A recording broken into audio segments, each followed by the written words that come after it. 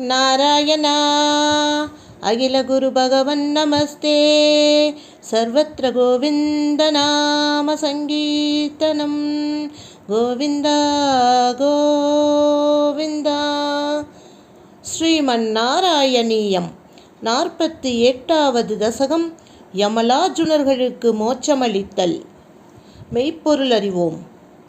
குருவாயூரப்பா, மிகவும் மகிழ்ச்சி கொண்ட விண்ணவர்கள் பொங்கி எழும் ஆர்வத்தால் பகவானை தாமோதரன் என்று அழைத்து துதித்துச் சென்றனர்.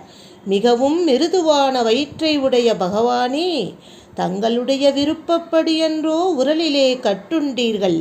அப்படிப்பட்ட பகவானே, அருகிலிருந்த 2 மருத மரங்களை கண்டீர்கள்.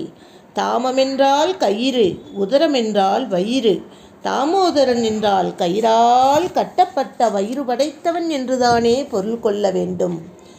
பகவானை யசோதை கட்டியது மட்டிலும் தானே பெரியோர்கள் கூறினார்கள். ஆனால் இதோ ஒரு கவி பகவான் 4வரால் கட்டப்பட்டான் என்கிறாரே. தாயை குடல் விளக்கம் செய்த தாமோதரன் என்று ஆண்டாள் 5வது பாசுரத்திலும், பதறப்படாமே பழந்தாம்பால் ஆர்த்த உதரம் இருந்த வாகனீரே என்று பெரியாழ்வார் தன்னுடைய கிரந்தத்திலும், சிறுத்தாம்பினால் கட்டுண்ண பண்ணிய பெருமாயன் மதுரகவியாழ்வாரின் வாயிலும் இப்படி எவ்வளவு சிறப்பாக வர்ணிக்கின்றார்கள். குபேரனுடைய புத்திரர்களான நலகூபரன், மணிக்கிரீவன் இருவரும் சிவபெருமானை ஆராதித்து பெருஞ்செல்வம் பெற்றிருந்த கர்வத்தினால் பகவானிடம் பக்தியின்றி நீண்ட காலம் உலகியலில் ஈடுபட்டிருந்தார்கள். ஒரு சமயம் அவர்கள் இருவரும் திமிரினால் மெய் மறந்தவர்களாய் உடலிலே துணிகின்றி கல்குடித்த மயக்கத்தினால் ஆடிப்பாடுகின்ற பல இனம் பெண்களால் சூழப்பட்டு கங்கையாற்றிலே விளையாடிக் கொண்டிருந்தனர். இதை பகவான் திருவடியில் பக்தி பூண்ட நாரத முனிவர் கண்டார். நாரதரை கண்ட பெண்கள் சபித்து விடுவாரோ என்ற பயத்தினால் தங்கள் வஸ்திரங்களை எடுத்து உடுத்திக் கொண்டனர். ஆனால் மயக்கத்தால் மதியிழந்த இவர்கள் இருவரும், யார் அவர்கள் இருவரும்? நலகூபரனும் மணிக்கிரீவனும் அந்த குபேரனுடைய புத்திரர்களான இருவரும் எதிரிலே நிற்கும் முனிவரை கண்டும் தங்கள் வஸ்திரங்களை எடுத்து கட்டிக்கொள்ளவில்லை. அவ்விருவர்களுக்கும் தங்களிடம் பக்தியும் மன அமைதியும் கிட்டுவதற்காக அவர்களை நாரதர் சபித்தார். மன அமைதி இல்லையேல் சுகம் எவ்வாறு உண்டாகும்? நீங்கள் இருவரும் நீண்ட காலம் மருதமரமாக இருக்க கடவீர்கள். ஸ்ரீ ஹரியான பகவானை தரிசனம் செய்து பின் பகவானுடைய பதவியை மீண்டும் அடைவீர்கள் என சபித்தார்.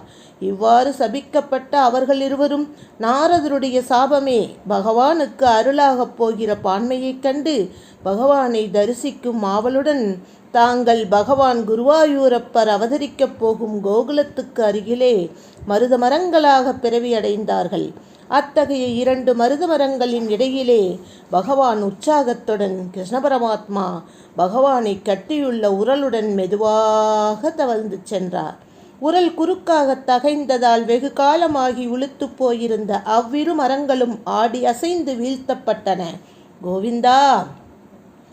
தங்களால் முறிக்கப்பட்ட அவ்விரு மருத மரங்களும் கீழே விழுந்தவுடன் அவற்றின் நடுவிலிருந்து மிகவும் அழகு படைத்த 2 எச்சர்கள் தோன்றி பகவான் ஸ்ரீ கிருஷ்ண பரமாத்மாவை துதித்தனர். சிவபக்தர்களான இவர்கள் நாரத முனிவரின் அருளால் பகவானுடைய திருவடியை அடைந்து உயர்ந்த பக்தியையே வரமாக பெற்று சென்றார்கள். இவ்வுலகிலே வெவ்வேறு தெய்வங்களை வணங்குபவரும் கூட படிப்படியாக இறுதியிலே அந்த குருவாயூரப்பனை அன்றோ வந்தடைகின்றன என்பது இதிலிருந்து தெரிகிறது அல்லவா? அர்ஜுனா, பயனை எதிர்பார்ப்பவர்களான எந்த பக்தர்கள் சிரத்தையோடு கூடியவர்களாக இருந்த போதிலும் மற்ற தேவதைகளை வழிபடுகிறார்களோ அவர்களும் பகவான் குருவாயூரப்பனையே வழிபடுகிறார்கள்.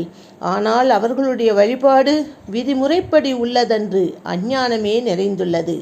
அதன் பிறகு மரங்கள் 2ம் முறிந்து விழுந்த பயங்கரமான சத்தத்தை கேட்டு இடையர் கூட்டம் நடுங்கிக் கொண்டே வந்தது.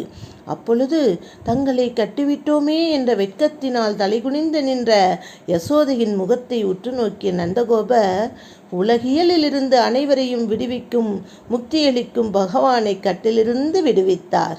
2 மரங்களின் நடுவிலே சென்ற இக்குழந்தை ஒரு காயமும் ஆகாமல் தப்பியிருப்பது பகவான் ஸ்ரீஹரியின் அருளால்தான். இதுவன்றோ வியப்பு என்று சொல்லிக்கொண்டு நந்தன் முதலியவர்கள் பகவானை வீட்டிற்கு தூக்கிச் சென்றனர். ஸ்ரீ கிருஷ்ண பரமாத்மாவை தூக்கிச் செல்லும் கைகள் எவ்வளவு புண்ணியம் செய்திருக்கின்றது! குருவாயூரப்பா, இவ்வளவு சிறப்புமிக்க உன்னுடைய புராணத்தை கூறுகின்ற என்னையும் நோயிலிருந்து காப்பாற்றி அருளுங்கள் என்று நாராயண பட்டத்திரி வேண்டி விரும்பி கேட்டுக்கொண்டு இந்த அழகான தசகத்தை அற்புதமாக முடிக்கின்றார். ராதே கிருஷ்ணா.